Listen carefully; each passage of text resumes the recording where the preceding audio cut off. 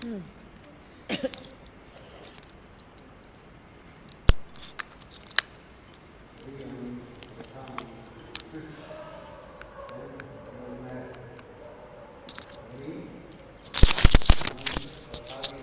let's discuss some Harikatha from Ramayana.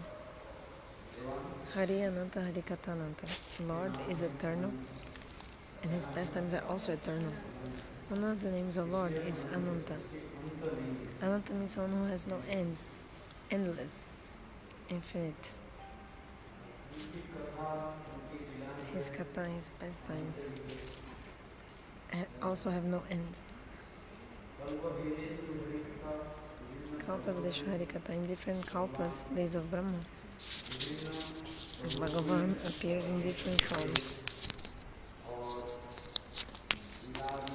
and performs his pastimes in different ways, depending on the day of Brahma.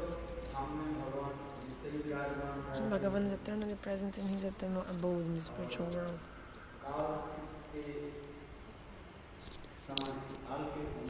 And according to the influence of time,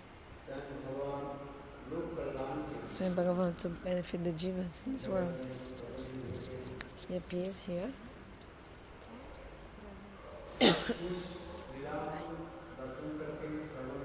So if we hear his pastimes, if we see his pastimes, if we glorify his pastimes, the Jiva will be delivered from this material world of Maya. That's why Srimad Bhagavatam explains Anugrahaya Bhaktanam Manusham Dehamaskitam.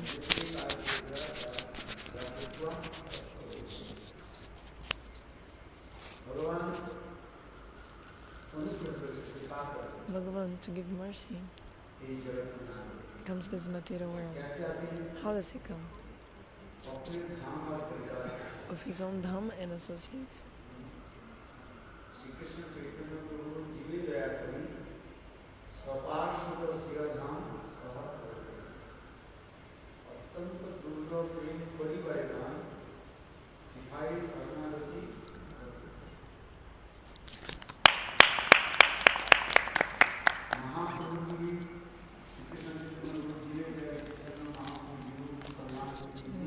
For the benefit of the souls, he also came from the eternal Satadika Dham.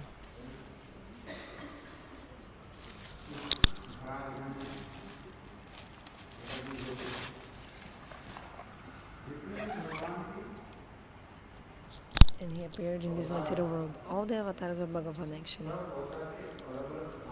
they have different dhams, all of them. They are Vishnu lokas. How many Vishnu lokas are there? Many. Ananta Koti, unlimited billions.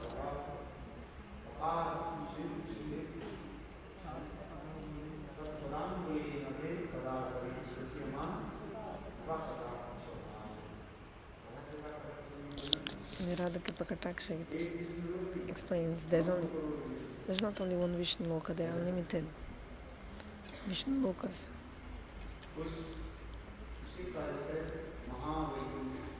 This is called Maha-Vaikuntha.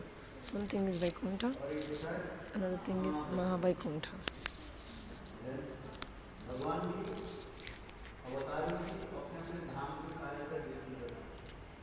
Each avatar has one dham. And there are unlimited Vaikuntha planets. Together they are called Maha-Vaikuntha.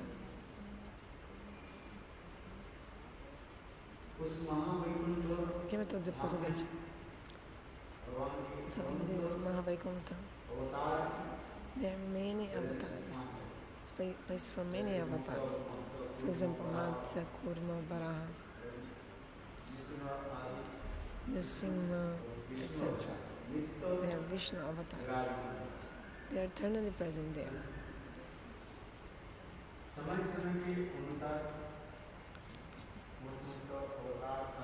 According to different times, these avatars appear in this material world. Kill demons, establish the varnam dharma. Then again they go back to the abode of Lord, to the spiritual world. In the same way, in this way, Sri Ramachandra himself appears time to time in this world.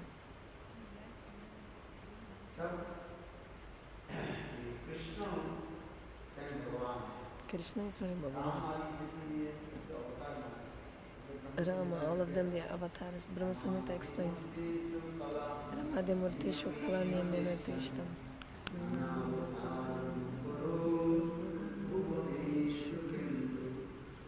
Krishna.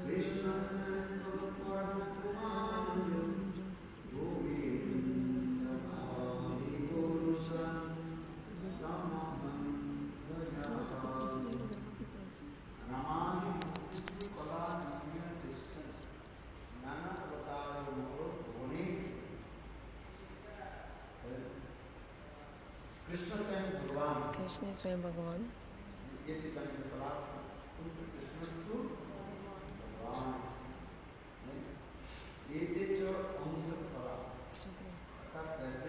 Etecha camsa-kalah. Vyasadeva wrote in the Srimad Bhagavatam.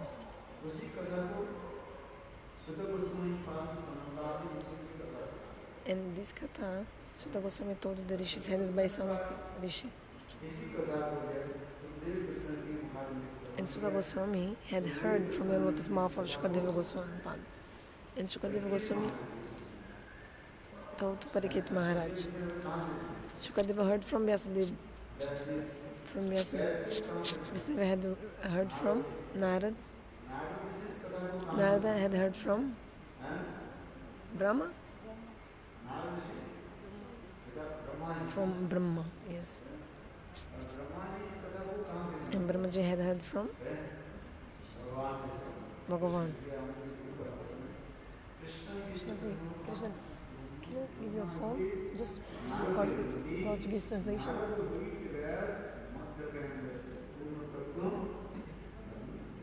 So what's up recording? So in this way, the guru-parampara prapta vedavani, this Amnaya, means our evidence is the instruction of the Vedas received and presented by the guru-parampara. So in the 10th canto, it's described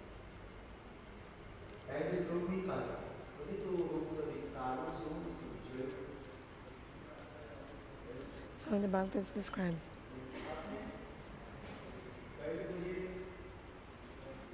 Parikshit Maharaj, he asked Shukadeva Goswami to hear, he wanted to hear about the two dynasties of the moon and sun. Surya-vamsa katha about the dynasty of the sun, and chandra-vamsa katha about the dynasty of the moon. Parikshit Maharaj asked to Shukadeva Goswami. There were many kings in the chandra-vamsa, in the dynasty of the moon. Krishna came in the dynasty of the moon. And Bhagavan Ramachandra came in the dynasty of the sun.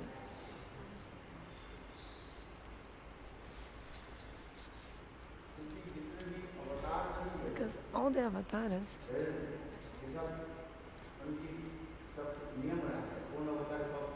there are all rules, like which avatar will come when, everything is like there are rules for everything. Everything is actually predetermined. Vote, not by vote. These things are not decided by vote. Vote like election, you know. Like for example, people vote to see who will be the president or prime minister. People vote to decide who will come, who will rule the country, etc. But when Bhagavan will come, in which yoga, everything is already predetermined. Predetermined.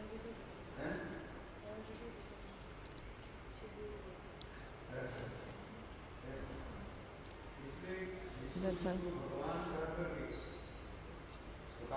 you should not call any person like Bhagavan. This is an offense, like any person here and there. Who will be Bhagavan in Kali Yuga? There is evidence for that in the scriptures. Who will be Bhagavan in this Kali Yuga? Chaitanya Mahaprabhu. Krishna, varnam, tisha, Krishna. Huh? Sorry? What is your? Ginger? Tissue paper here. Tissue paper? Who has a tissue paper? What I want to say is that people of this world, they are running behind any person calling them Bhagavan.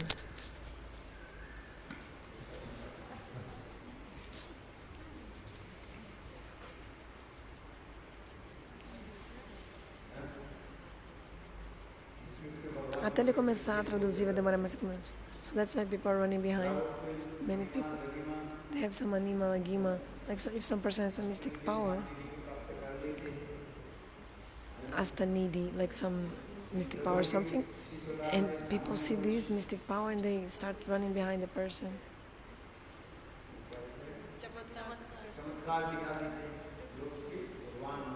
So if some person shows some mystic power, some wondrous things, some magic, some some different power, then people start running thinking that the person is God. But who will be Bhagavan? When Bhagavan comes, what is the symptom of Bhagavan? Everything is described in the scriptures. Shastra explains all this. This is what I'm talking about. In the 11th canto, Navajogendra Sambad in the Srimad Bhagavatam is clearly described. Who will be Bhagavan in Kali Yuga? How can you recognize Bhagavan in Kali Yuga? And by which mantra he will be worshipped? All this is described. Krishna varna tisha Krishna sangam pangasra parshadam Jagannath Sankirtan Praya Jajantehi Sumitra. This sloka clearly explains. It's written or not? Yes. Krishna varnam tisha Krishna. In Kali Yuga, Bhagavan in Kali Yuga,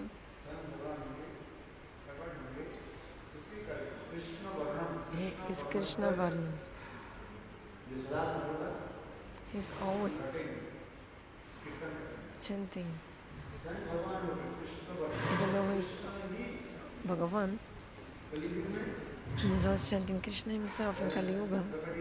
He'll appear, and how will he come? He will be a Krishna, means not blackish. In Kali Yuga, he will appear in a white golden complexion. Tvisha means his body complexion. A Krishna means white or golden.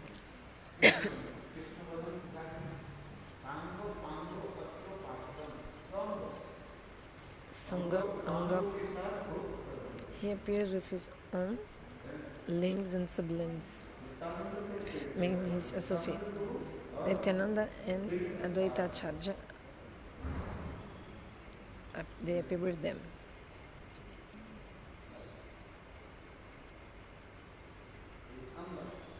Nityananda Advaita are his angas, limbs, and the upanga, sublimbs, is Shrivasa and the Bhaktas.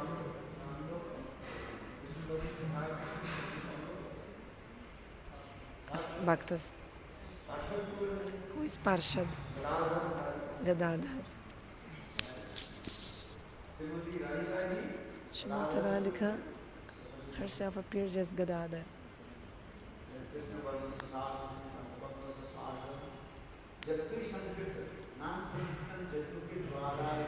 By the Nam Sankirtana Jagyam, he is giving benefits to all the Jivas in this world.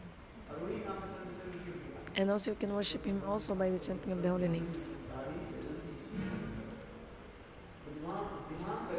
Those who are intelligent,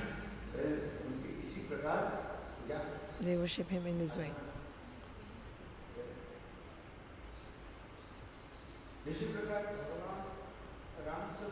So in this way, Bhagavan Ramachandra, he appeared in Ayodhya Dham. It's called Sanketa Dham or Ayodhya in the spiritual world.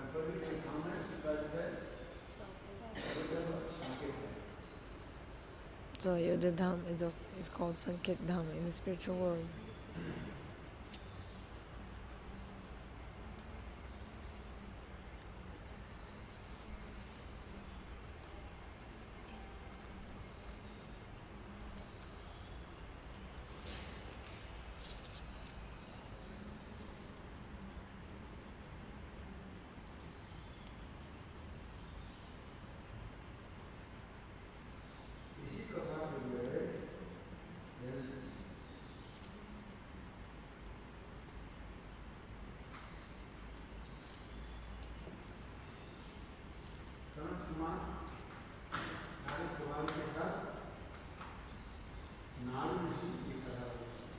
There's a story between Sanat Kumara and Narada Rishi.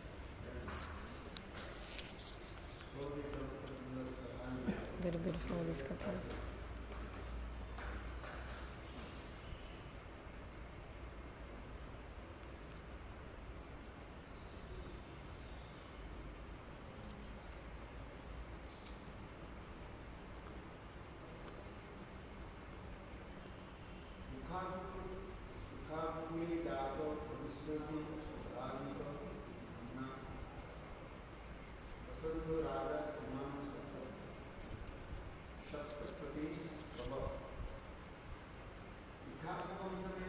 In the dynasty of Ikshvaku, there was a very truthful and religious king. उनका नाम क्या? What's the name of king? के? कौन सा राजा है this dynasty में? He didn't say? Dasarathna. Sorry. Okay, so in the dynasty of Ikshvaku came on a very religious and truthful king called Dasarath.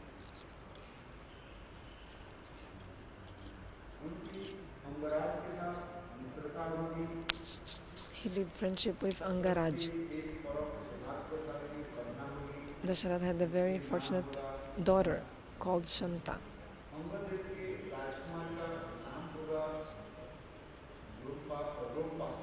The prince of Angaraj was called Rompada. Rompada, his name.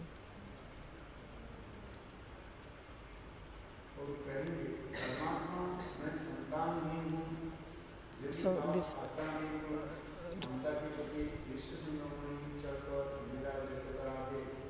Rompada came to Dasarath and said, I don't have daughter, so if you allow your daughter Shanta to come to my kingdom and marry Rishyasinghi, in this way I'll have a daughter, my dynasty will continue. Hearing this submission from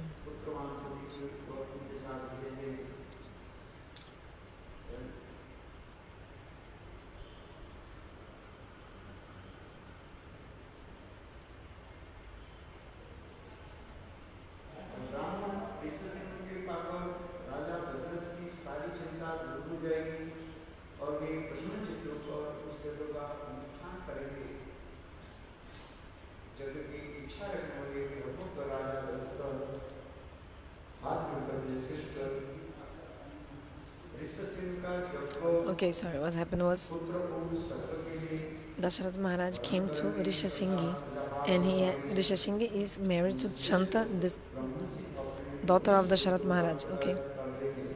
And he came and asked for him to make the Putrishti Jagya, this fire sacrifice.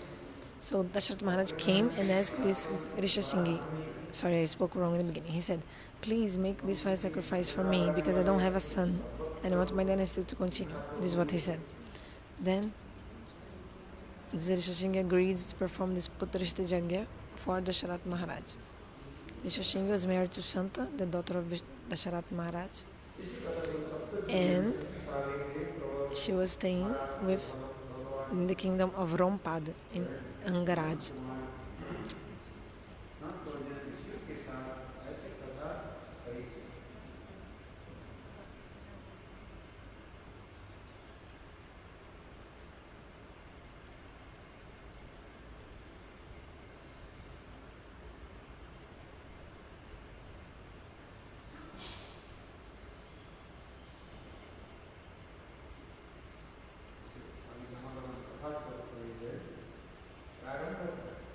So it's the beginning of the katha.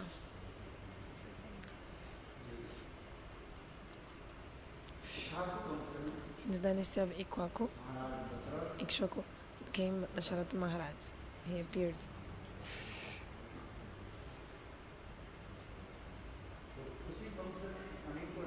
And also many other kings came in the dynasty. Very powerful kings also came in the same dynasty. Especially Raghu also came in the same dynasty. Aj and the son of Aj is Dasarathha Maharaj.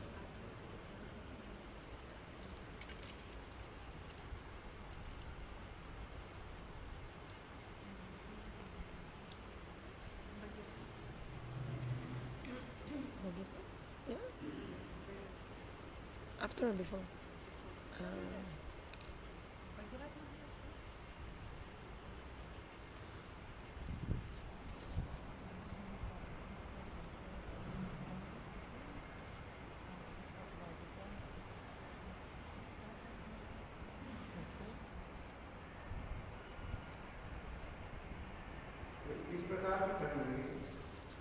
So in this way,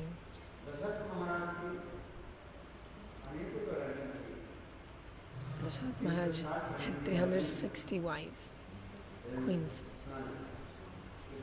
How many wives? 360. But none of them had given him a son. But in the Vishnu Purana and other places it's written that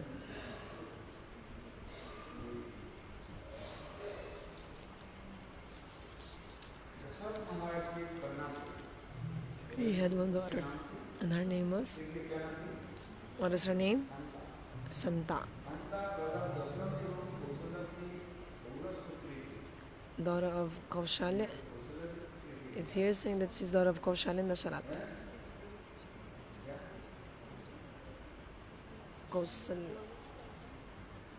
Kausalya Dasarathha. Aurase from the semen of Dasarathha Maharaj, and from the womb of Kausalya, Santa was born.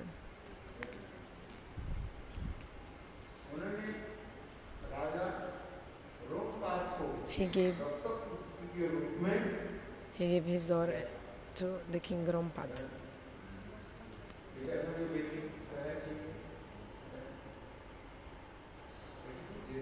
So he gave his daughter away to King Rompada. Rompada took the daughter.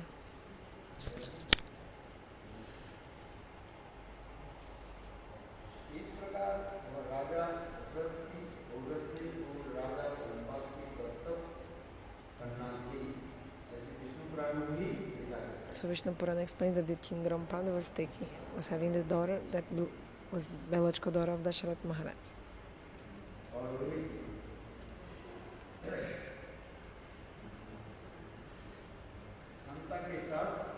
And Shanta got married to Risha.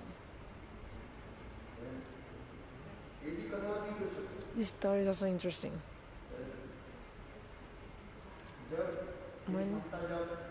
When Shanta grew up, she was in the proper age. Her father was worried, thinking, who should I marry my daughter to?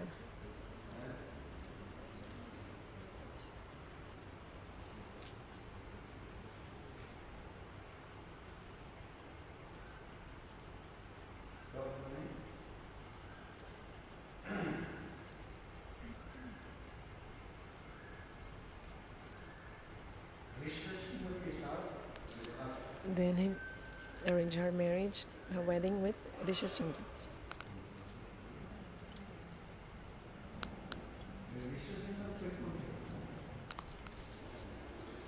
Who was Risha?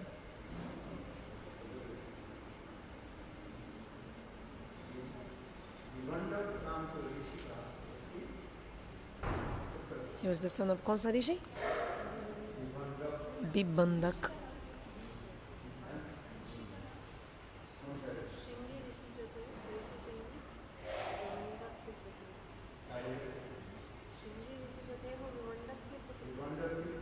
So Risha was the son of Bibandak.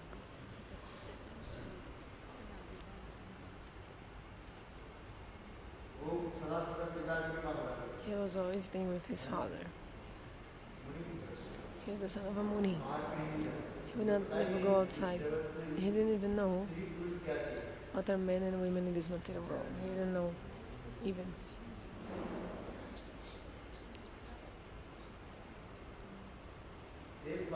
Once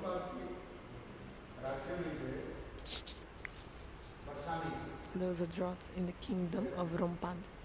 No rain. Then, what did he do? Brought Rishasingha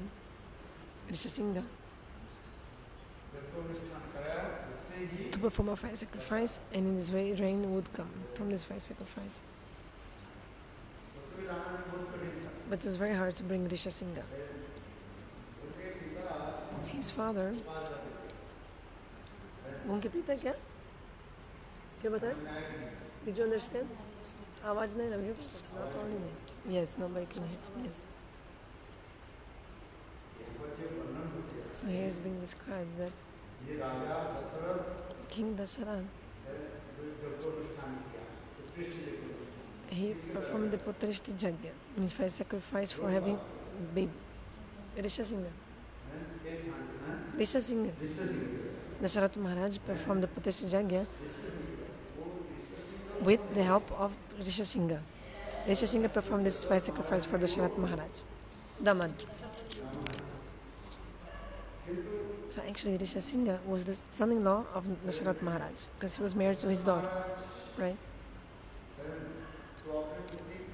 But Dasarathha Maharaj had already given his daughter to Rompada.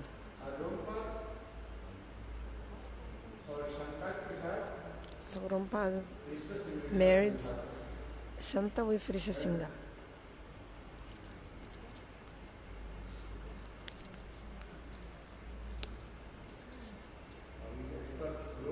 And here now it's describing about Rishasingha, something about him. How was Rishasingha? So he was always staying with his father in the forest. He never even knew about men and women. So to bring him from the forest, king sent some prostitutes.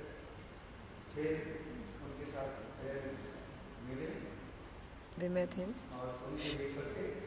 and they brought him.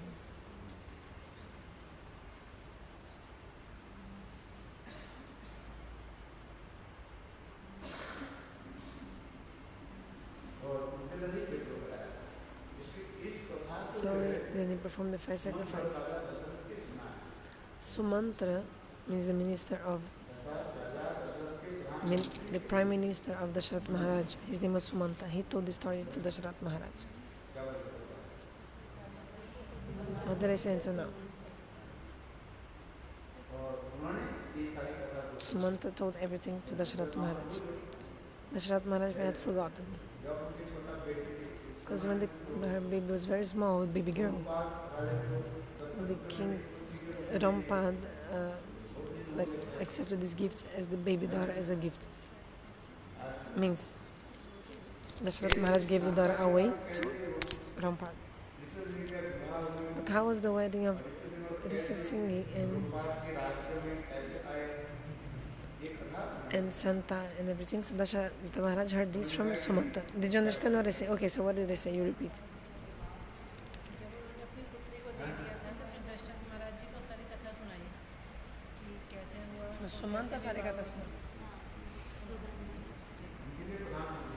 The Prime Minister Sumanta, he told all the story to Dasarathha Maharaj.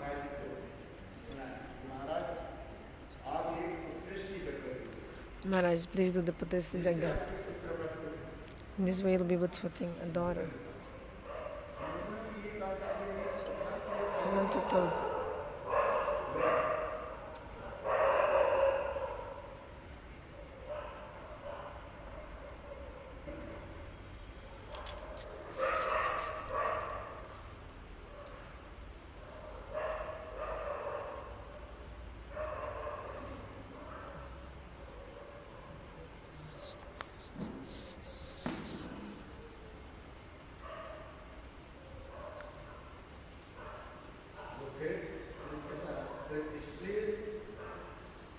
That's why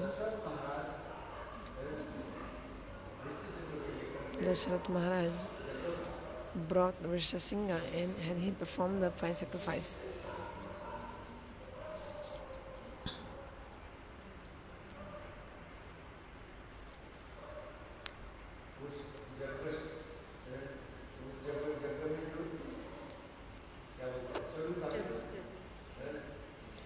So sweet rice was given in the end of the fire sacrifice, or as a result of the fire sacrifice. First, Dasarathা Maharajа gave half of it to Kausalya, half of the kheer, half of the sweet rice to Kausalya, then half was left. This half he gave to Kaikeyi, and Kaikeyi divided his other half in half and gave it to Sumitra.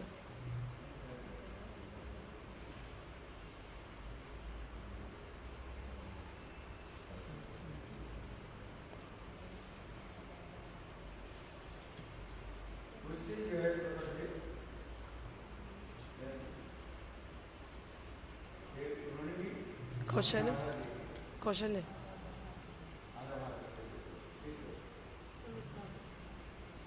Kaikeyi uन्होंने दिया.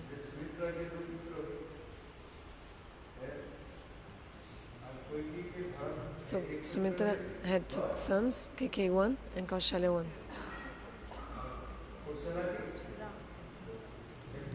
Gurudev, you said Kausalya also gave a little bit to Sumitra? This is what you said? She ate two parts. From Kaikeyi gave her half and also Kausalya.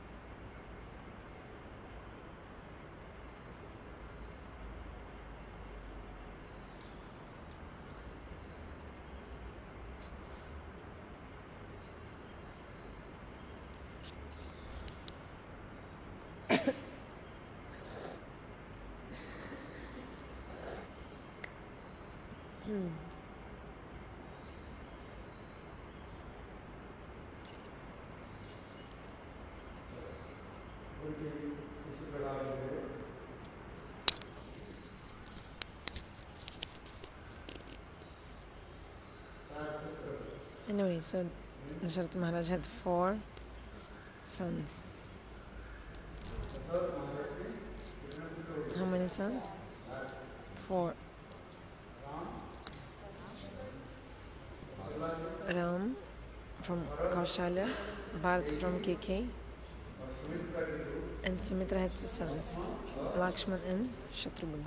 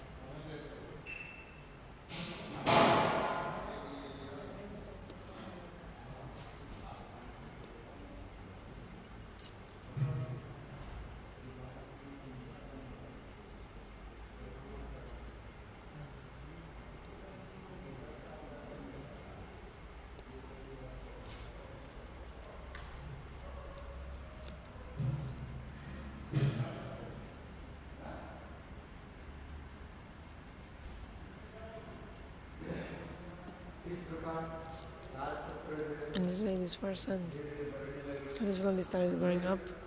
Then they went to the ashram of Vasishtha Rishi. They were sent there. They were giving diksha mantras. Bhagavan Ramachandra took diksha from whom? From Vasishtha Rishi. And Krishna took diksha from Bhaguri Rishi. From Bhaguri Rishi, he took diksha mantra. Shri Krishna.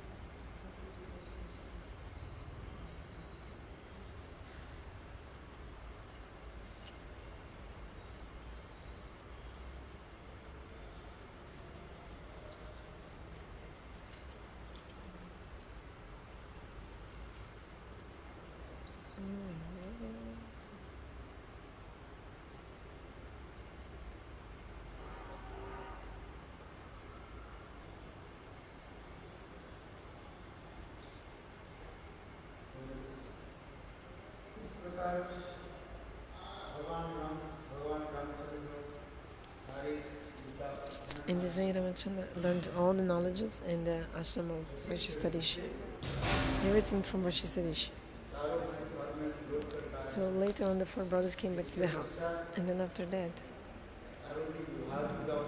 four also got married, the four brothers. It's very sweet, this, how this happened.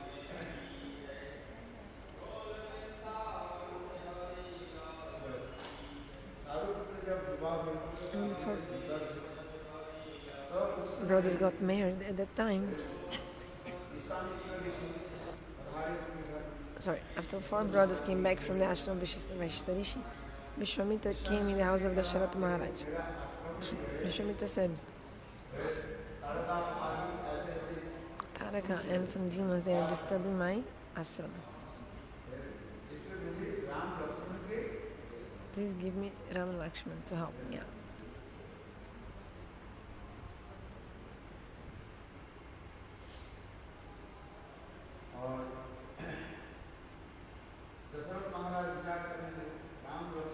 Dasarathha Maharajа thought, the Rama and Lakshman are like the stars in my eyes. The stars from my eyes, like they're my all in all. So what happened? Dasarathha Maharaj gave Bharata and Shatrugna to Visvamitra. So on the way, Visvamitra told them, there are two ways to reach my ashram. One is straight, another is a longer path, going a little bit around another place. Like, if we go in the straight path, direct way, we'll meet some demons on the way. We must fight them. It will give us a lot of trouble. But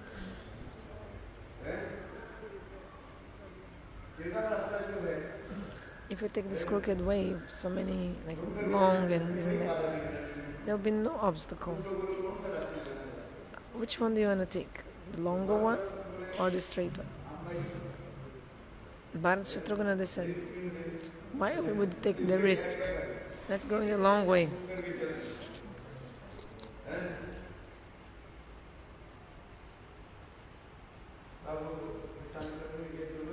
Visvamitra said they are not Rama and Lakshman. So he returned and told Dasarathha Maharaj, you have cheated me.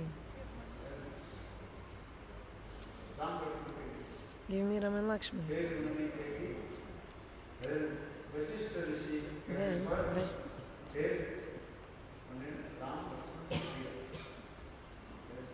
because Vasishtha Rishi told so, then Dasarathha Maharaj gave finally Rama and Lakshman to Visvamitra.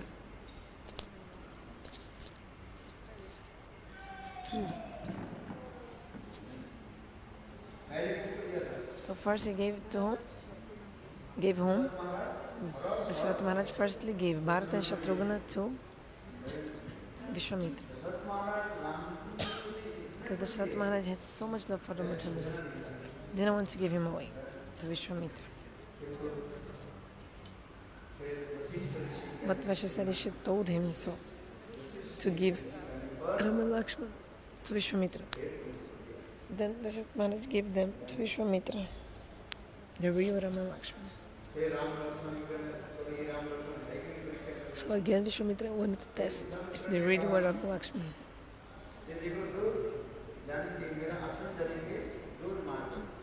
So Visvamitra told there are two ways to reach my ashram. Direct way and one crooked and long. Which one you want to take? That path which is very long and crooked and isn't that? There's no demons, there are no demons, nothing to trouble us on the way. But if you take the direct path to my ashram, there are many obstacles. Then Rama and Lakshmana said, we want to take the direct path, full of troubles. That one we want. Then Visvamitra realized, oh, they are Rama and Lakshmana. So Visvamitra reached his own ashram.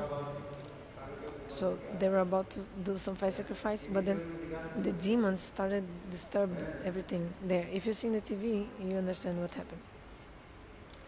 The demons were disturbing the fire sacrifice and everything. And Marich was there. He was the son of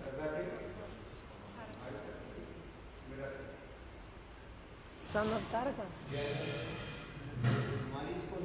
Marich, who was he? Brother of Taraka, or it's written?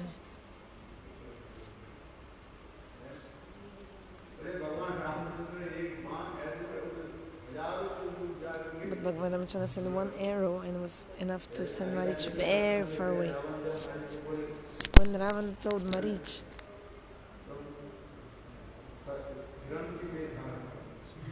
you should manifest in a golden deer form.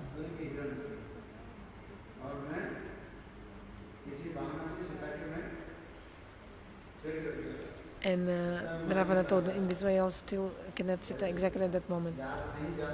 But Marich told Ravana, you don't know the power of Ram. Just because of his arrow, I was sent thousands of miles away, but somehow I was able to survive. And now Ram will kill me. Then, suddenly he'll kill me now. Then Ravana said, oh yeah, you're free to do that. But if you don't do what I'm saying, I will kill you. Then Marich thought, okay, if I will die anyway, better I do what Ravana is saying, and I will be killed by the hands of God. God will kill me. So this is much better, of course. Then I'll get a good destination.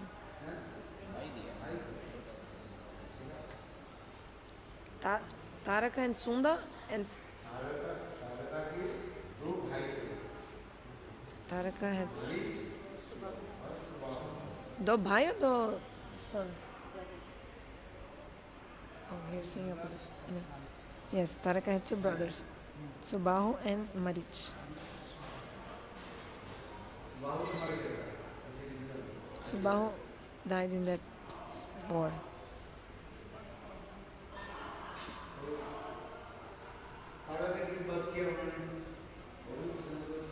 So the death of Taraka is also very interesting, very beautiful.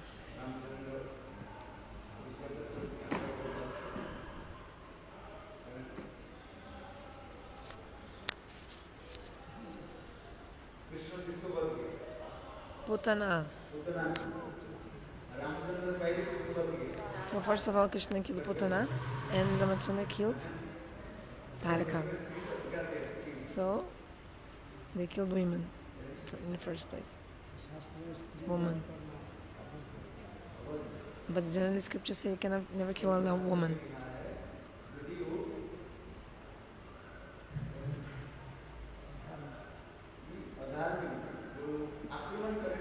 But if a woman attacks you, for example, a terrorist woman, if it's a woman and terrorist, then you can kill. The person has to be killed, even though he's a woman. But if this woman is a terrorist, then you can kill her. If you don't kill her in this circumstance, then big problem, because she's a terrorist. You must kill her.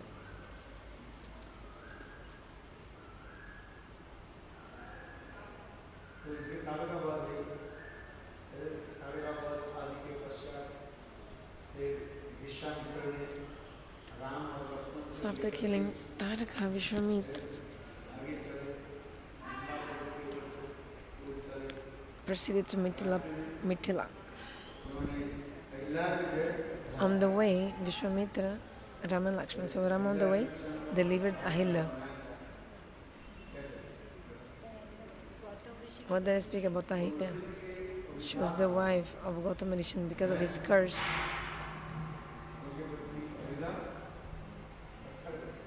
so his wife became a stone.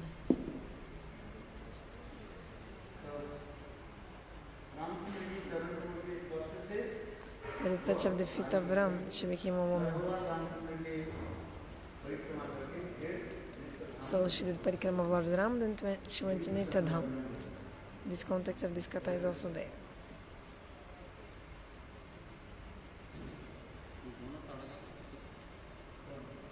They were sons of Taraka, Subahu and Chamarich.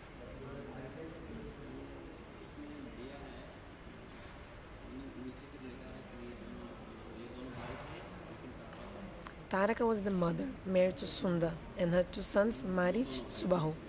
Actually, Gurudev told that because he told from the internet, but he didn't read completely. Now he's explaining.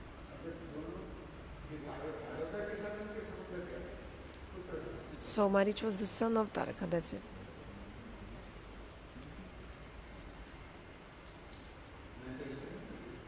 That's why I was asking. That's why I told you. Subahu and Marich are Bhai, Taraka. You're creating confusion.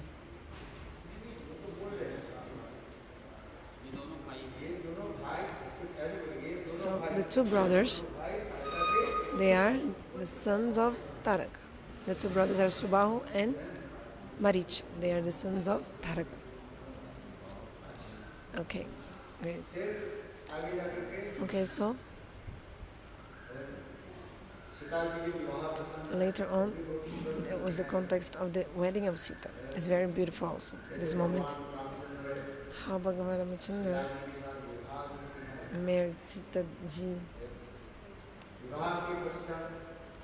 After marrying her, he broke also the bow of Shiva, Ramachandra.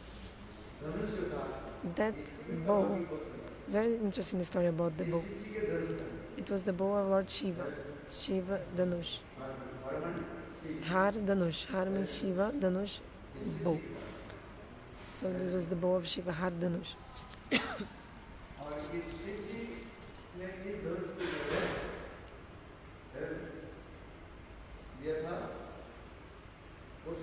Shiva had given this bow to Parashuram.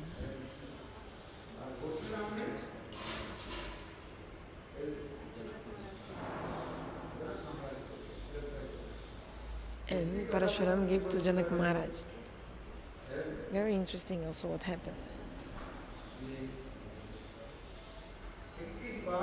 21 times Parashuram killed all the kshatras. Parashuram 21 times. He destroyed the kshatras. At that time the kshatras, they were very evil. They used to exploit the subjects. That's why Parashuram destroyed them.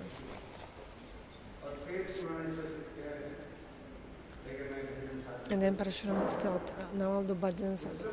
So at the time,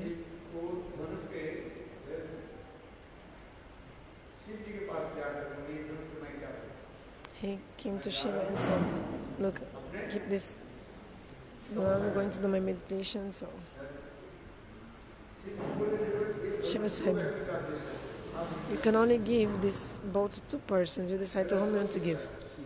Shiva said, I have two disciples. You can decide. I will give to one of them, but decide to whom. Shiva told Parashuram, one is Ravan, another my disciple is Shirodat Janak. Janak Maharaj is also disciple of Shiva. Like he accepts Shiva as his guru. Shirodat Janak Maharaj. So Shiva said, I have these two disciples. To whom you want to give this bow? You think about it. Then Parashuram saw Ravan is a very evil person. If I give this bow to Ravan, he will misuse it. He will misuse it. He'll misuse it. And Ravana wanted to get that bow of Shiva. He wanted to.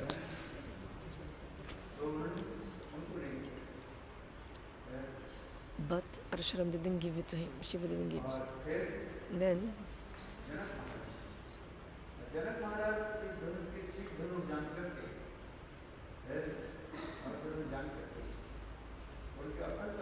Janak Maharaj was so much faith and respect. He used to worship that bow because he thought, oh, this belongs to Shiva.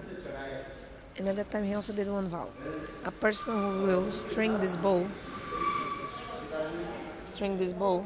this person will marry my daughter, Sita. So that bow was so heavy that even a normal person will never be able to lift that bow. One thing is explained that when Sita used to clean that room where the bow was staying, she used to lift it with her left hand. So Devi, with her left hand, she was lifting that bow, and she would clean underneath. But one day, Ravana wanted to steal that bow. He came to take the bow. Ravana little bit was able to lift it, but then he fell because of the weight, and he was caught in the middle of the bow and the floor. He was caught, just like a rat caught,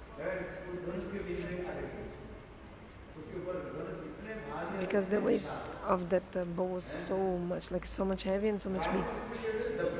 That bow. So Ravana he lifted just a little bit, and then it fell, and he was caught in the middle, just like a rat becomes caught, trapped. And Ravana was like, chee chee, the rat is like chee chee. In the same way, like Ravana was like calling out for help. Then Sita came. She was cleaning, so she just lifted the bow, and Ravana ran away. This katha is there. So Ravana knew the power of that bow. Normal person couldn't lift it.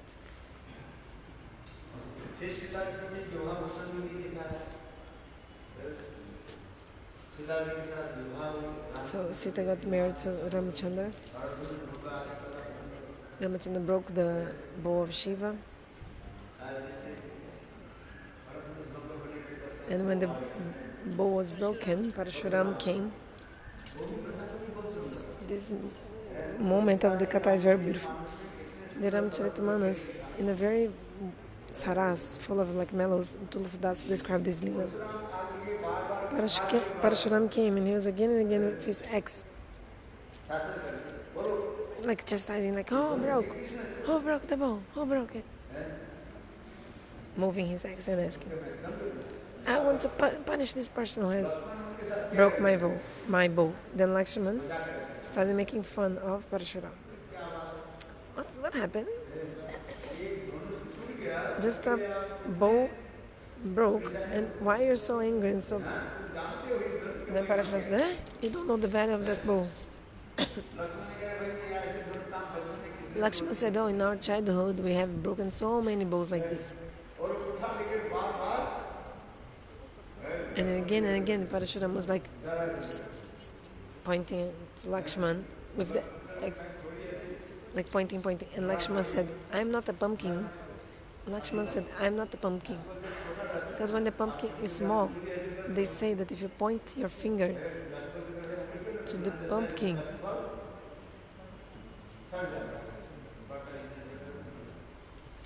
will rot small. If you point, it will rot.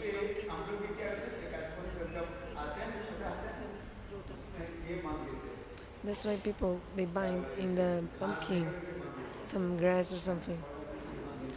They say if you point your finger to the pumpkin, what happens? They say if you point your finger to the pumpkin when the pumpkin is still growing, it will not grow more. It will remain small. That's why people, they tie some grass on pumpkin, because even if people point their finger, it will continue growing, not rot. It will not rot while, because they say if you point your finger to the pumpkin, it will rot very quickly before growing. So that's why they tie some grass to avoid this. So you don't do farming, so you don't know. So Lakshman joked with Parashuram, you are pointing your finger to me like I'm a pumpkin, you think I'm a pumpkin. And then Parashuram said, I want to know who is the offender.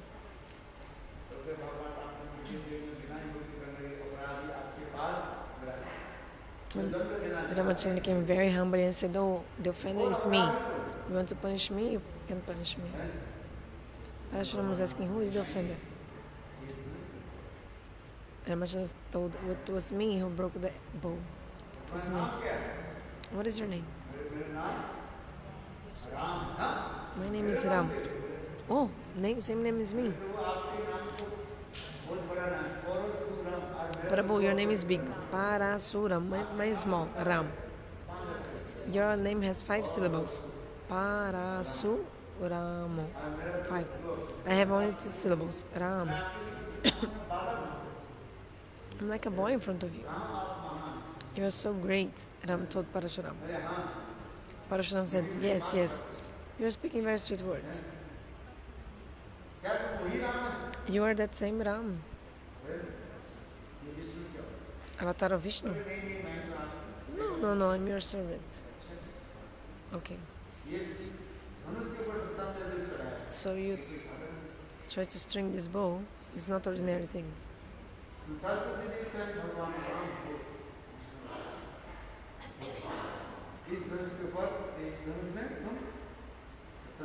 If you are really the avatar of Vishnu, so you should string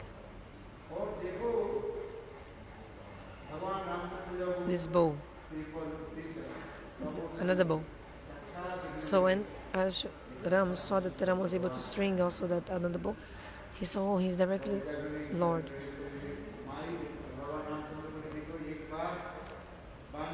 Parashuram said, oh, don't kill me. Then Ram said, look, if I shoot an arrow, the arrow cannot come back. It has to reach the target. Then Parashuram said, Prabhu, please forgive me. Okay, with the arrow, please destroy the fruits of all my austerities, but don't kill me.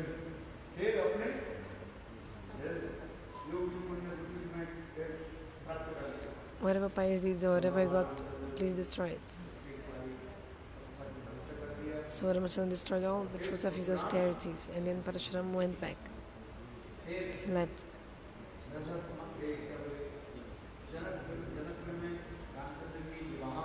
So Ramachandra married in Janakpuri's Vasishtha Devi.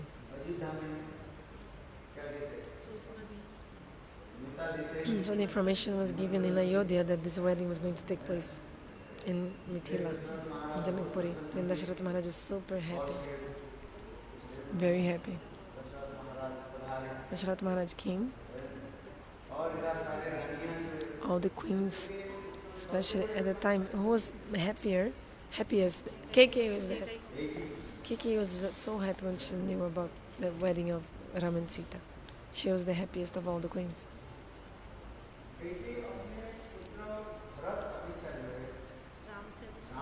Kaikeyi loves more Ram than her own son, Bharata. When Ram went to the exile in the forest, actually there's one thing that happened before. When Ramachandra was small, he asked one benediction from Mother Kaikeyi. Ramachandra asked her, send me to the forest, promise me that you'll send me to the forest, that you will send me. Ramachandra asked Kaikeyi when he was small. Why? Rama told, I have to fulfill the reasons why I came in this world.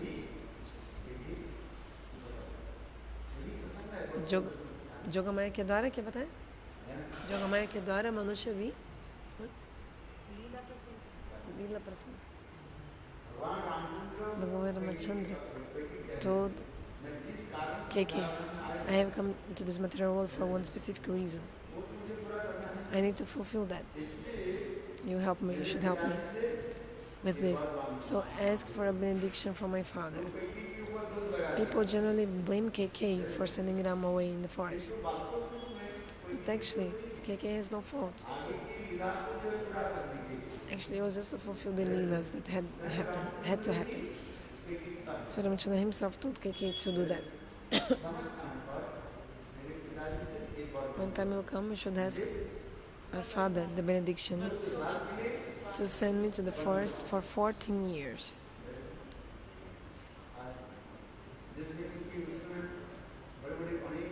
Because there were many demons, rakshaks, that were living in the forest at the time. So Rama had to kill them. That's why he had to go to the forest.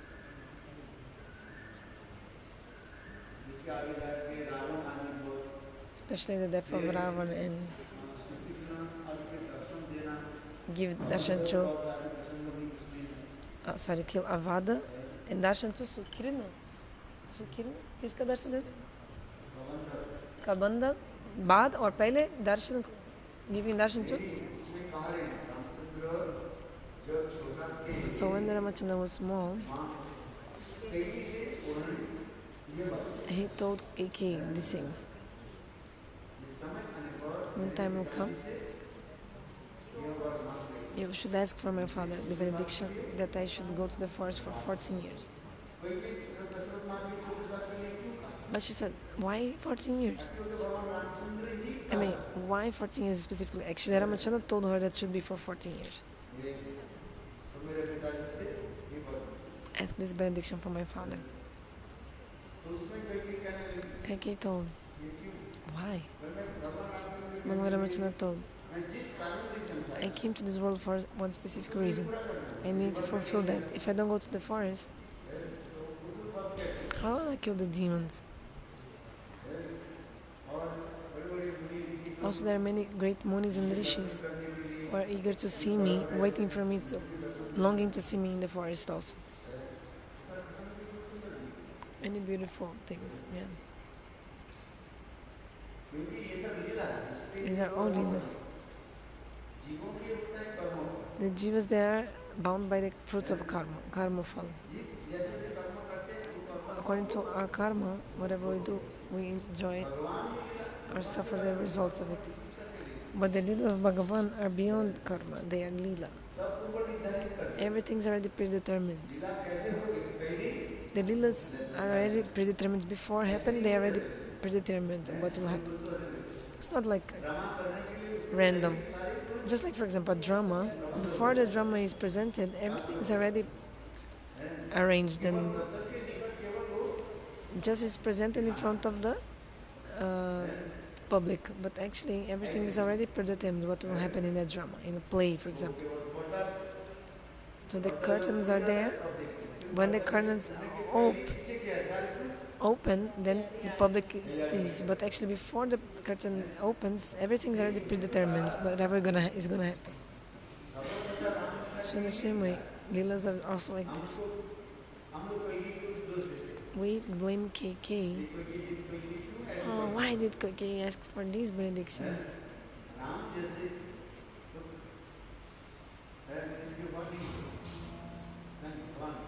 Rama is directly swaying Bhagavan. Rama is in the heart of all the living entities. How can he be sent to the forest?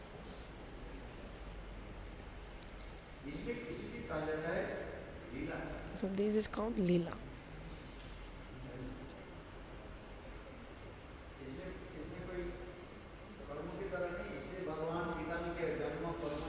It's not karma, that's why in the Gita Bhagavan says, my birth and my activities, they are transcendental. Divine and transcendental. Those who understand this, deliver from this material world and attain the abode of Lord.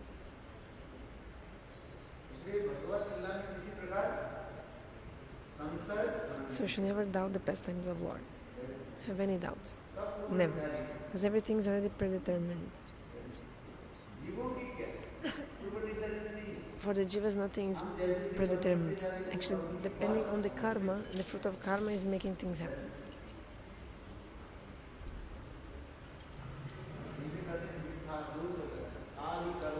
We're blaming each other, but actually time is making everything.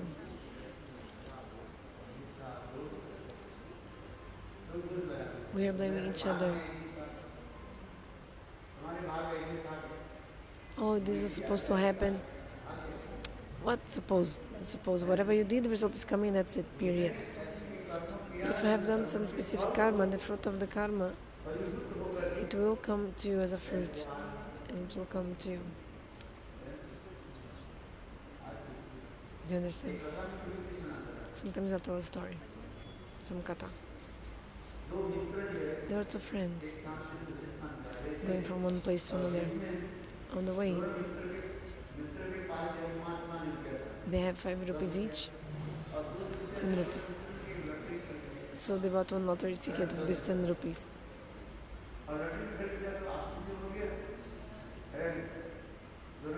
Something amazing happened.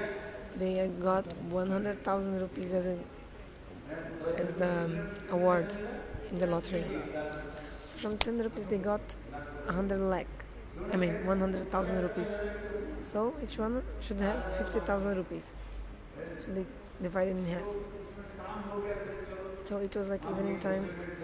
Okay, let's take some rest in a hotel. So one friend was thinking, no one knows that we want this money. So let's do one thing. One friend thought, if I kill my friend, I can get all the money for me. Oh no, no one knows. So thinking like this. So this friend was thinking, how can I kill the other friend? So he told the other friend, oh, I'm going to the market to get some milk. When he came back with the milk, he put some poison in the milk.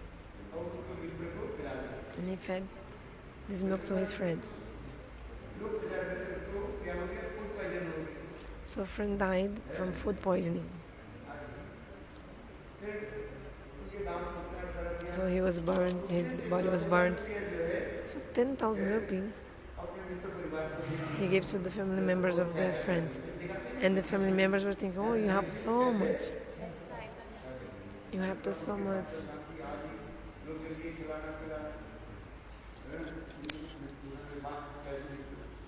So the family member of the friend thought, oh, this friend has helped us so much with this 10,000. 90. So now he has 90,000. His own 50,000 and 40,000 of the friend. So now he had 90,000. 10,000 rupees he spent because he gives to the family of the friend. So of this 90,000 he invested in business. Immediately his business like doubled, like and quadrupled, like big, growing. He became like a billionaire, millionaire. People saw him, became amazed. Look how he's so fortunate, so rich. So 50 years of his life were gone this way, being rich, Then he had a son. This man had a son. And his son grew up. When it was time to the son get married, like proper age, he was about to get married, his son. And on the day of the wedding, he started feeling so much pain in the stomach. But there was no cure, like whatever he was taking, the pain was not going away.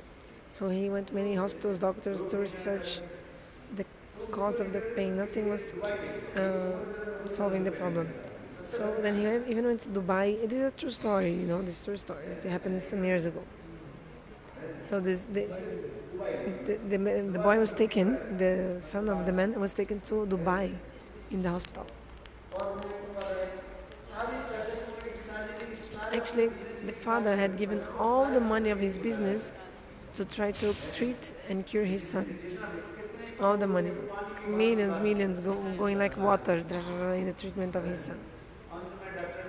In the end, the doctor told, we cannot do anything for him. he's about to die. So the son was like sleeping in this hospital bed. Father was sitting next to him thinking, and he was thinking, what karma did I do? The father was thinking, because all my money was, now it's over. But actually now the man was not remembering that he killed his, he didn't remember what he did in the past and anything, but today, so I lost all my money, now my son is also dying because the doctor said send him back to your country because he's gonna die. He didn't have any money for food. So poor he became, this man. What to do? I was thinking, which karma did I do that this result is coming? All my business is finished, it's bankrupt. My son is dying. Then suddenly the son stood up and said, Father, why are you so worried? Oh, son, you're alive, yes. Oh, my father, do you remember? 25 years, sorry, not 50 years ago, 25 years ago, I spoke wrong in the beginning. 25 years passed. 25 years ago, not 50, 25 years ago, you were with your friend, you bought one lottery ticket, right? And you got money in the lottery. Then you killed your friend with poison. And then Father, oh yeah, that happened. Father, I was that friend. I was that friend and I became your son. And I'm taking all the money back with interest. Speaking this, the son gave up his, lied on the bed and left his body. So sin is such a thing that will not spare you. Like you have to suffer back. So in Bengal they say, what do they say?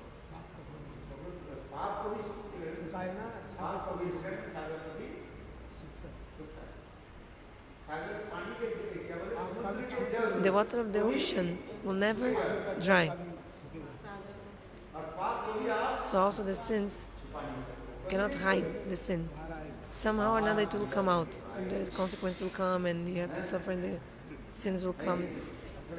Like you'll be caught. The sins will be shown. People think,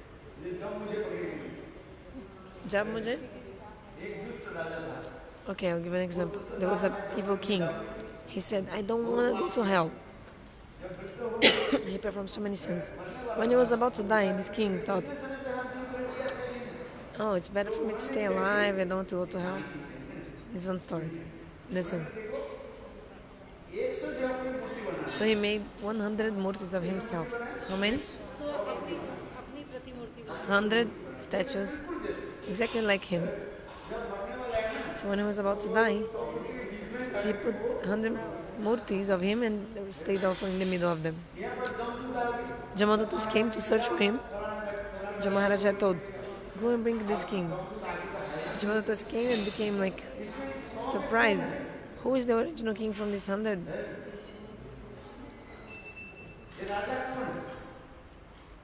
Who is this king?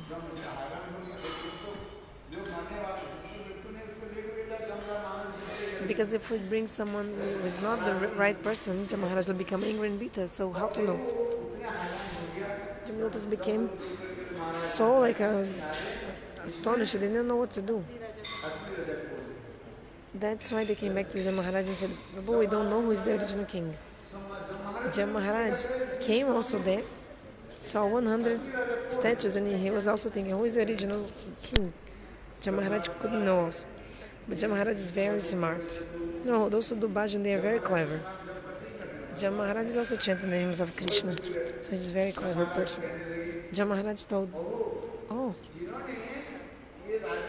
this king, the person who did these statues of the king is a very, very glorious person. And the king is also so amazing king. These deities are so beautiful. These murti statues are so beautiful. Then Maharaj said, yeah, all the statues are same one with another. They are very nice, well made. But there's one statue that has some faults, small faults. And the king couldn't check himself and said, which one has a mistake? Which one has some problem? Then Jamara said, you have. Statues don't speak. So he caught the king and beat him and gave punishments and took him to hell. What is the meaning, the teaching of the story? Is that, so what is the moral of this story? This is a story, like a story. What is the teaching in it? Moral of the story. What is the teaching of the story? Moral teaching. You try to hide your sins, but you try, but somehow or another it will come out, shown. So they say in Bengal. The ocean never dries and the sin will never hide, never be hidden.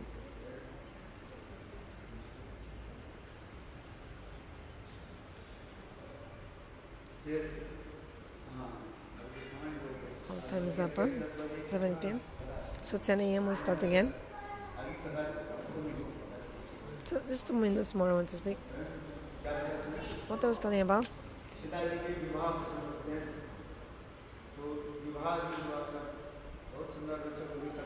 Very beautiful, interesting story about the wedding of Sita. So 4 brothers. Ramachandra married Sita, Lakshman married Urmila,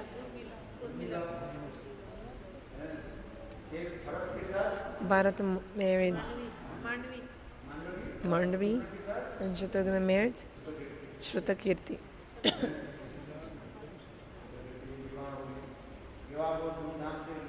So the wedding was amazing, very big party, all 4 got married at the same time. So they came back to the kingdom, and then Dasarathha Maharajah was thinking. After some time, Dasarathha Maharajah thought, I'd better give the kingdom to my son, Ramachandra, and I should, do some meditation, bhajan and sadhan. I spent all my life involved in royal business, royal concerns and so many things of the kingdom. So Dasarathha Maharaj told this idea to Vasishtha Rishi. Vasishtha said, very great idea, very nice. When we want to do some auspicious thing, we should do immediately. Very nice, great idea. Then Dasarathha Maharaj said, Gurudev, tell me which day is good for me to give the kingdom to Ram. Then I can be without any worries. So Vasishtha Rishi checked the, these astrological times, and he said, tomorrow morning, today evening time, tomorrow morning, the Brahma Muhurta is the best time to give Rajabhishek to Ramchandra. Otherwise, only after many days. Shubha Muhurta is not every time you can get the Shubha Muhurta, auspicious time. Muhurta. Muhurta is only 48 minutes duration. Actually, there are only 4 days which are Shubha Muhurtas. You don't need to look at the calendar. You can get married, you can do any good thing in these 4 days. You can enter in a new house, you can take diksha, shiksha, install the deity, so many things. 4 days in the year. 4 days are Shubha Muhurta in the year, auspicious times. Don't need to check anything.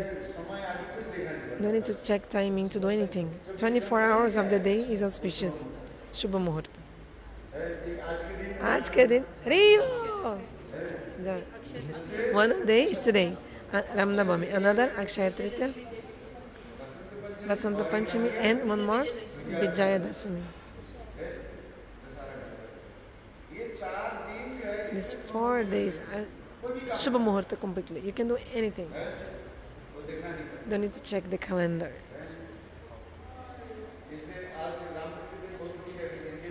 Many people get engaged today, that's why. For weddings and this and that. But you should not eat. If you eat, it should be only fruits. Otherwise your wedding will be this terrible. Because that is honor to Lord Ramachandra to eat food today like grains. I'm not prohibiting to get engaged. Listen carefully. I'm not prohibiting to feed people today and eat prasad and everything. But according to Vrat, means Ekadashi foods. Only Ekadashi preparations. You can take, the buckwheat, these things, fruits, So if today you're like from the eggs and rice, I mean, any food which is not the Ekadasi food, and feeding the family of the bridegroom, then your marriage will be terrible, spoiled, because you dishonor Ramachandra in the engagement day. So this is a day called Vishnu Kirtan, vows for Lord Vishnu.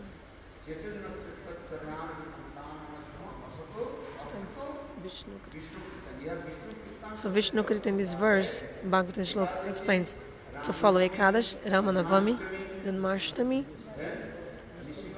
and Ishan Chaturdashi also. All these days are Vishnu Kirtan.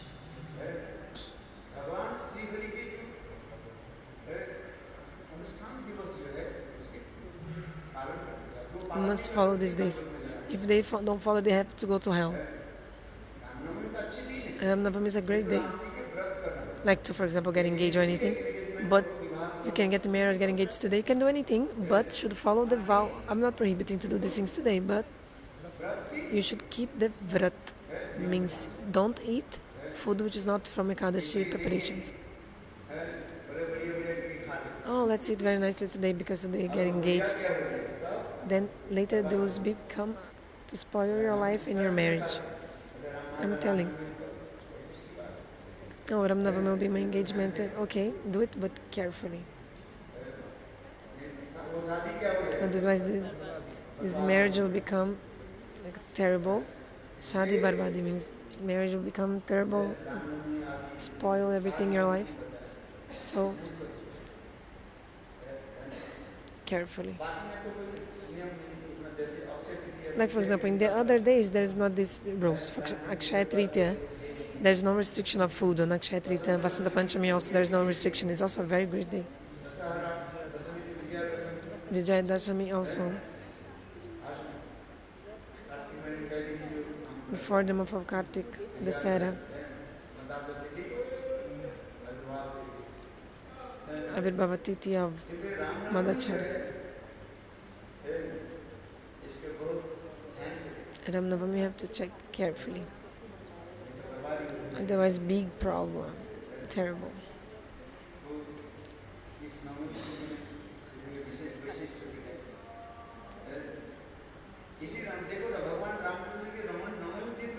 Bhagavan Ramachandra appeared in Rama-navami, got married in Rama-navami, and when he went to travel, like to the exile, it was also on Rama-navami.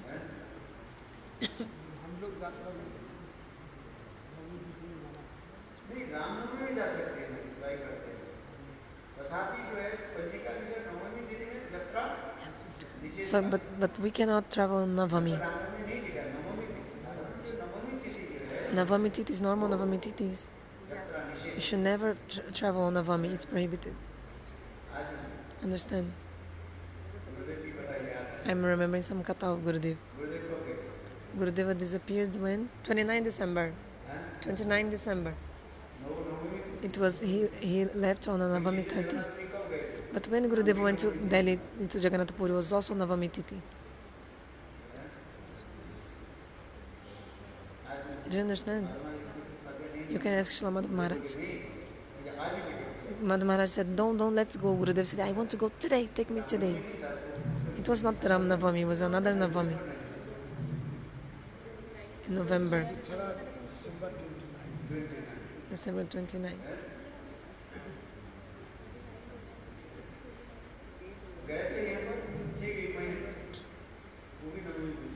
And Gurudev disappeared exactly 1 month later on a Navami Tithi. Navami Tithi is a not good day to travel, and Gurudev insisted to travel on that day. But even though everybody didn't want to, but he said, I want, and 1 month later he disappeared. So pranam to Navami Tithi.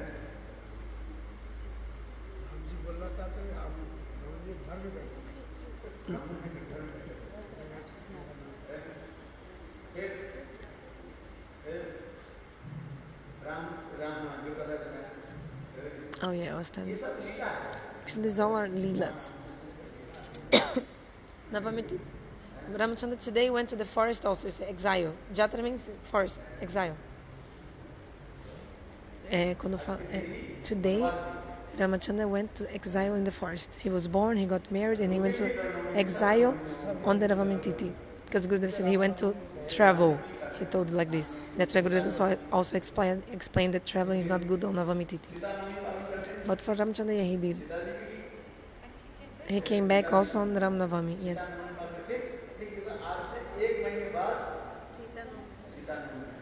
Sita-navami, her birth, appearance of Sita. Yeah, and after 1 month later, exactly, it's the appearance of Sita-navami. So Ramachandra got married, birth, went exile, came back to the kingdom, Ayodhya, on Navami Tithi. On the Rama-navami day.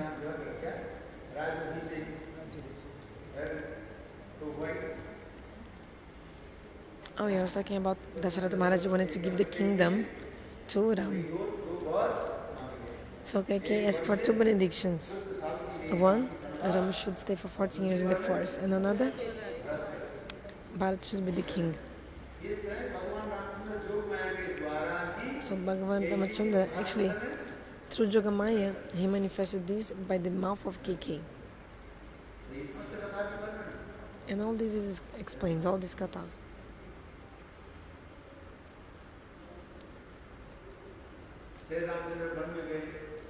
So Ramachandra went to the forest, met Bharata, and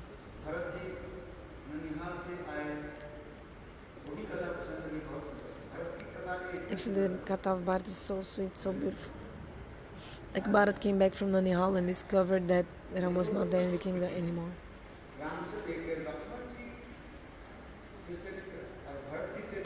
So if we analyze, compare the character of Bharata and Lakshman, we'll see that Bharata Katha is very moving, pathetic, moving, touching. You see so much emotion, you feel, if you see his mood, his service, very high class, high. Bharata, topmost, very high. Lakshman, of course, nothing less. Lakshman is the personification of the service. This is true. But the moods of Bharata are unprecedented.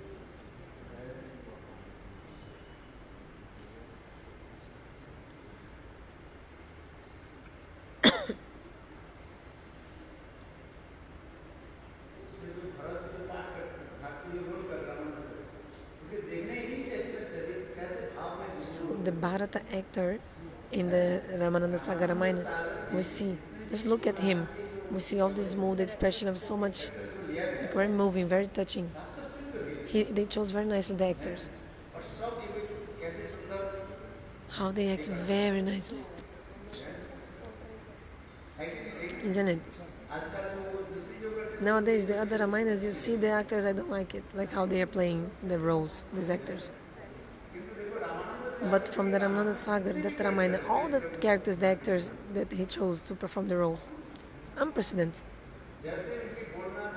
How they speak, how they walk, how their mood manifest exactly like Bharata. It looks like you're actually, when you see Bharata, you see from this Ramananda Saga Ramayana, you see Bharata is always immersed in bhav. Also Ram's character. That's why people had everyone house, they were worshipping the photo of the actor of Ram. Until nowadays, people have this. They put the photo of Ram according to the Ramananda Saga Ramayana. The actors that did Ram and Sita, and they worship in their house. Sita also. Until nowadays, people have their photo in, like even altar. People do worship of their photos of the actors.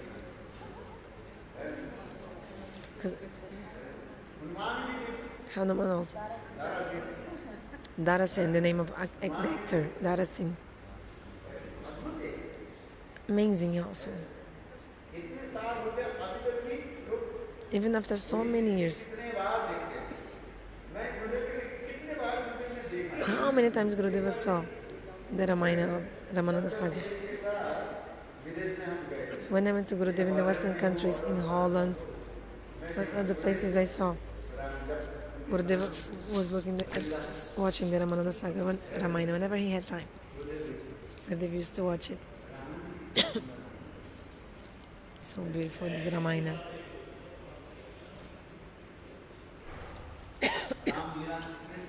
Ramayana is so beautiful. Ramachandra went to the forest and he killed many demons. There are many stories, many Lilas.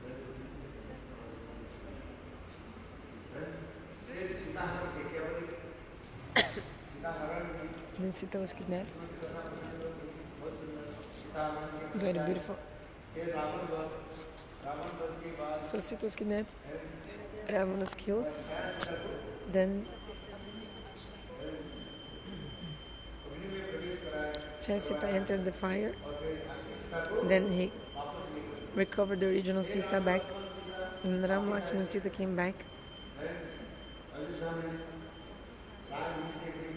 Ayodhya, so there was the ceremony of making Ram the king, Rajabhishek. Then Sita got pregnant. But the subjects, they were saying that Sita wasn't chaste and blaming her. So Ram, to give pleasure to the subjects, like Sita then was taken to exile. Actually, Ramachandra did not send her to the exile because Ramachandra knew she was spotless. And she already had been proved like that time in the fire, so why send her to the forest? Why going to the forest after all? Actually, Sita told Ram, when you sat in this throne, you sat in front of all the ancestors and you promised them. You told, I am sitting in this throne just to give happiness to the people, only to give happiness to the people. Actually, a king is a king to give happiness to the people, not for his own happiness. A king is like a sannyasi. The duty of the sannyasi to help others, do his own bhajan and to help others. It's a beautiful, beautiful words she used. The king is like a sannyasi.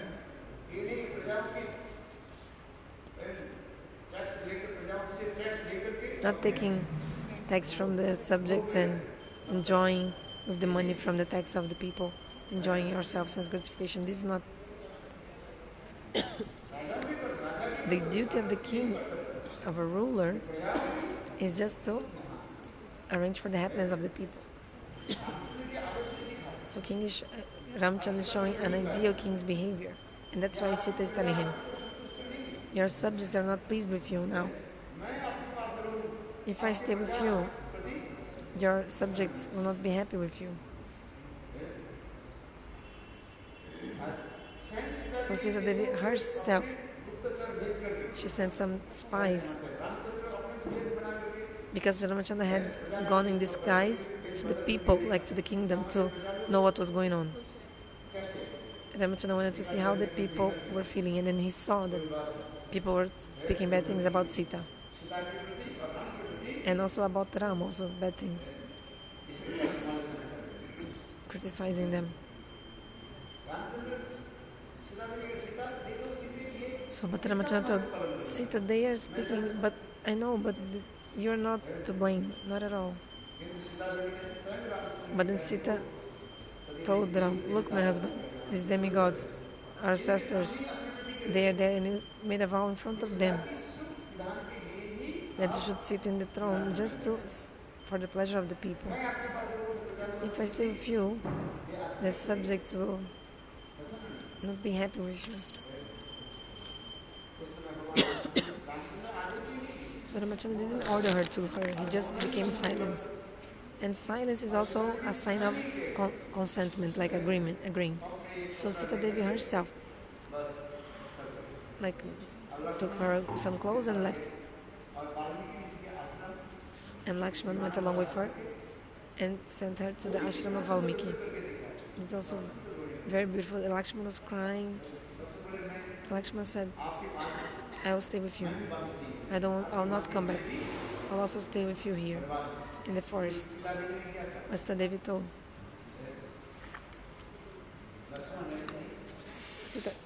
Sita Devi.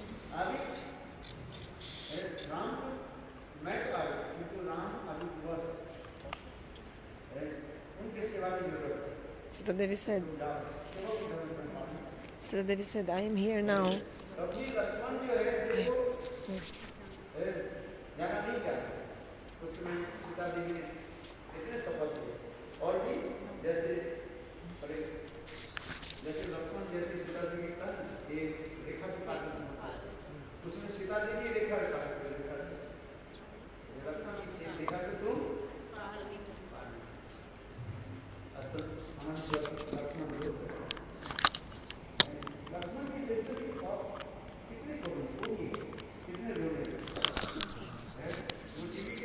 If you see the TV, you'll start crying. You start crying if you see the TV. You don't have Ksmitra.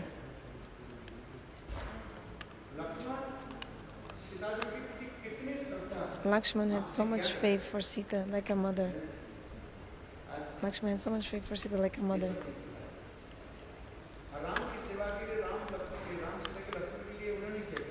Hare Krishna. And for 14 years, Lakshman didn't eat anything in the forest. He didn't eat for 14 years. A human being cannot do that. A human being cannot do that. For 14 years, he didn't eat anything, serving Rama in the forest. And also without sleeping for 14 years. That person could only kill Indrajit. That person can kill Indrajit if he would stay for 14 years without sleeping, eating, and Lakshman was able to do that. So, who killed Indrajit? Lakshman. Okay, but the question arises, that person who would be able to kill Indrajit only could kill Indrajit a person who for 14 years didn't eat and didn't sleep. And 14 years also without looking at the face of a woman. 3 rules. Only a person could kill Indrajit if for 14 years not sleeping, not eating. If you become 1 day without sleep, you become crazy. 1 day without sleep. Without eating for 1 day also you feel so much pain in your belly. But you see Lakshman, for 14 years, he followed these 3 rules. Even Ramachandra told Lakshman, you didn't eat for 14 years. Give me evidence. Every day Lakshman was giving the food to Ram.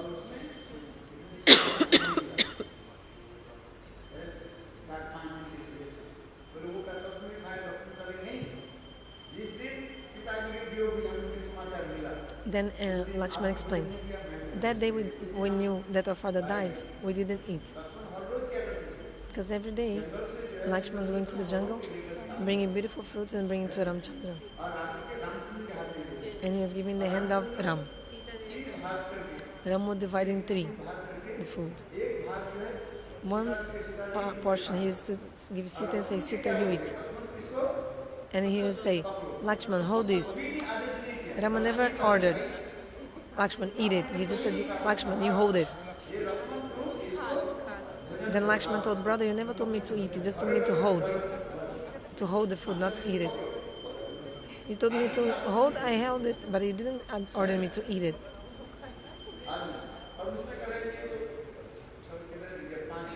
So maybe 5 or 7 days, like Lakshman was explaining to Ram exactly what happened, like how 14 days he stayed without eating. He explained each day, and especially these 5 or 7 days that they were not in the forest. Okay, first time we realized our father died and we didn't eat that time. In the scriptures it said that the day when your parents die, you should not eat in that day when your parents die. And many days without cooking in the house also. 13 days. You should not cook in the house after your parents die. According to different places and parts of India, it's a little bit different how many days, but still. You have to bring food from someone else's house and bring. So Lakshman is explaining, when we discovered father died, I didn't bring fruits, so we didn't eat.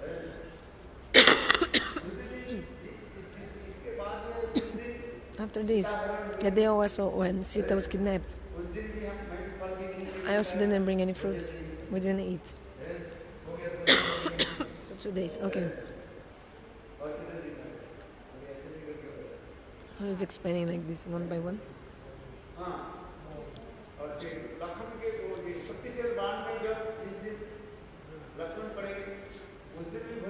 कौन सा दिन Satish? Okay. When Lakshman was hit by an arrow, he was also didn't eat, so he was explaining. Okay. And during the night, Lakshman, Rama and Sita used to take rest, and Lakshman was around like a security guard taking care with his bow and arrow, taking care of Rama and Sita's sleepiness. That's why I never slept. So for 14 years I didn't sleep. Okay, but you didn't look at the face of a woman? Sita was always with us, Ramachandra told. Then Lakshman told, brother, I saw only her feet. I never even saw her face. Where's the evidence? When Ravana kidnapped Sita, Sita took her some ornaments and threw on the floor from the spaceship. So later, Lakshman found these like ink bells and some feet ornaments of Sita, and he recognized, oh, this is Sita's ornament. But her these jewels from the face of Sita, no, Lakshman didn't recognize. He didn't even know them. This is true.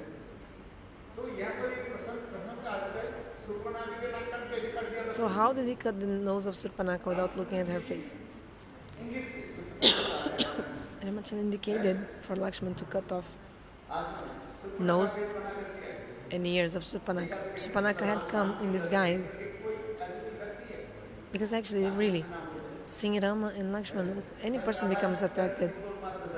Even Srimati Radhika in her Diva and Madhadasha, she's saying, what is the fault of Surpanaka? She's a woman, she wanted to marry you, but you didn't want to marry her. Instead, you cut off her head and nose, her nose and ears.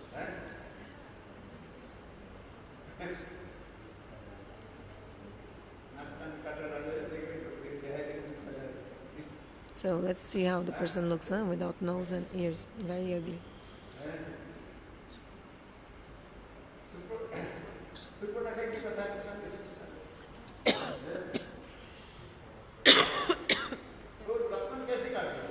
How did Lakshman cut off her nose and ears?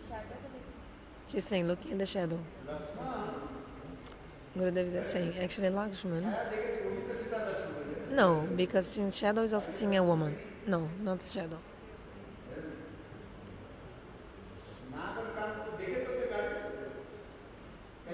How did he cut? His arrow by sound like missile. He's just like target going. He didn't need to. You see, Dasarathha Maharaja,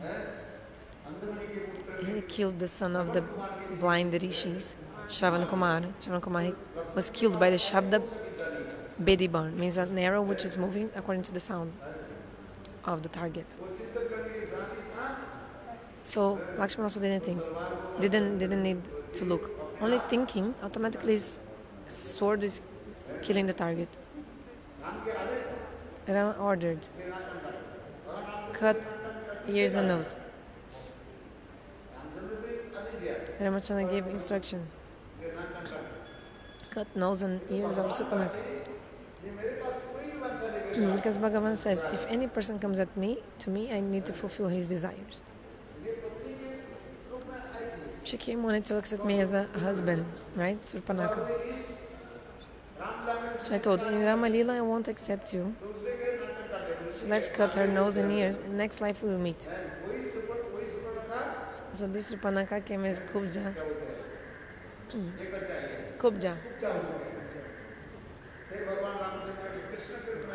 Then Bhagavan Ramachandra accepted her in his form of Krishna, coming as Krishna. So actually in the dynasty of Surpanaka, her dynasty continued in these deserts. These Surpanaka descendants went to desert. People say. Puranas also explain. It's written in the Puranas. So how Surpanaka used to live? How to live without ears and nose? Mask is also like from this kind of tradition. Burqa.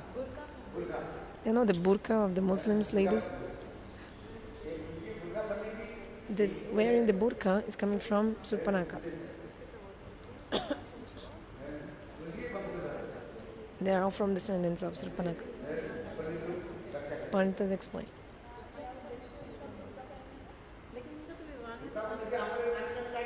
Because she didn't want people to look at her nose and ears cut off. She's saying, but she didn't get married, so how come descendants of Surpanaka? Gurudev is explaining, actually Surpanaka got married.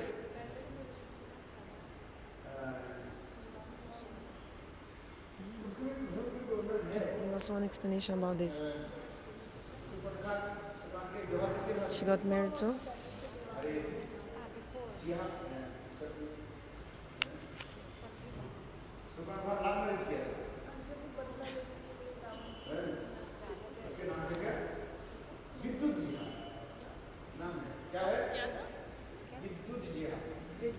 Vidyut.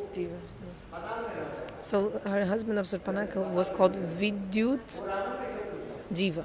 He was the enemy of Ravan. He was living in Patal. Surpanaka kya? Love marriage. So Surpanaka thought, okay, Ravanam killed her husband. Okay, that's why Surpanaka decided to destroy Ravana's family and everything. So Surpanaka decided, I'll destroy the dynasty of Ravana. Because Ravana didn't allow my dynasty to continue. Like, killed my husband, so I will also destroy your dynasty. Ravana nunca pati batia. Ravana.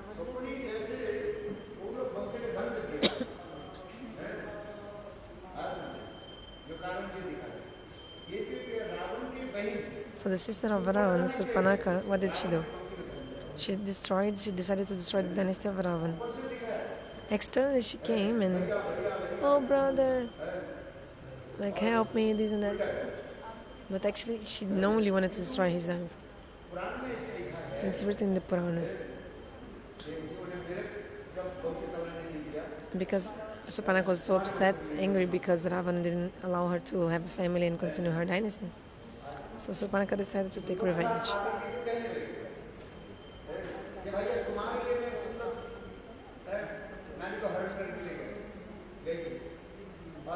Surpanaka told Ravan, oh, I went there and I saw that beautiful woman, I wanted to bring her for you. But they didn't allow me, and then they cut off my nose and ears. So she told opposite. She did a wrong propaganda she did. Like the internet. Sometimes I say this. Ayodhya, Sanskriti. Ayodhya is the culture. Is the proper culture, beautiful culture. Like Bikriti. Lanka is the deformation of the, like distortion of the pure culture. Vikriti. So Sanskriti, culture, and Surpanaka media. And Surpanaka is the speaking opposite things of which are true. Like the media people from media, they are not speaking properly wrong, rightful things. Small thing happen, and they take photo. Like there was a little bit rain, they take a picture. There was a flood.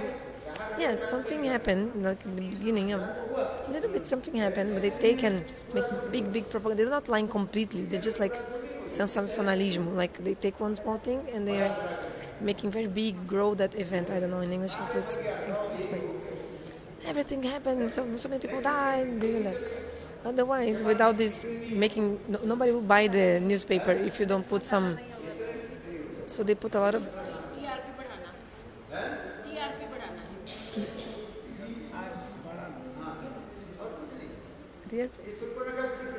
Anyway, Surpanaka is also like this. They are creating from a small thing a big chaos, big event, so that people can buy those news.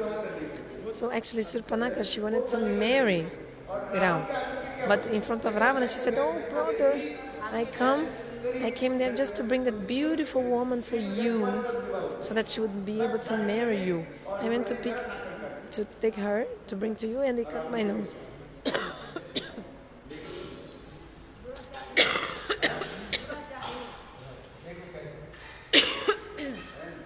Sorry. Internet's also like this, doing these propagandas. From a mustard seed, they make a mountain. And big like headlines. Breaking news. And people want to buy it. Oh, what happened? Let's see what happened. Nothing happened. Or maybe a little bit something happened only. A little bit something mustard seed size they show as like a big mountain. Kishkinda is the Prakriti. Kishkinda is the nature, real nature, Prakriti. Very beautiful place, Kishkinda. All this is described.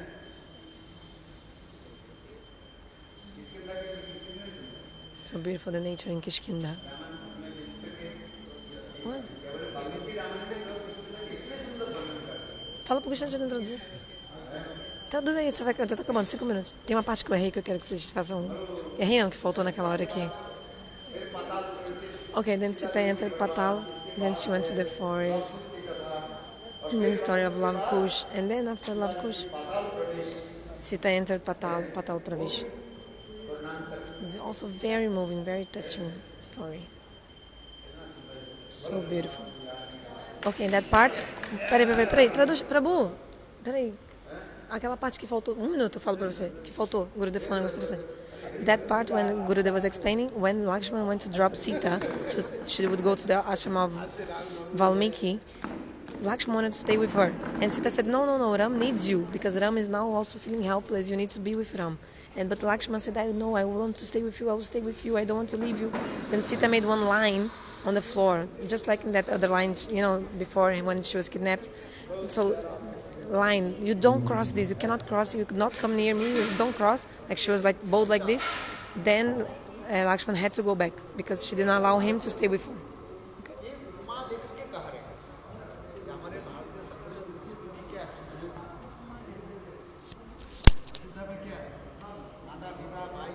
O que aconteceu com a live?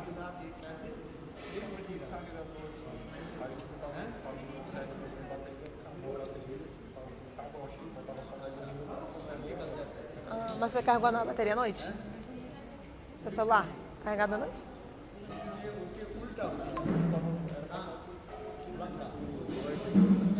Ah, você não carrega à noite, toda noite? Não toda. Não?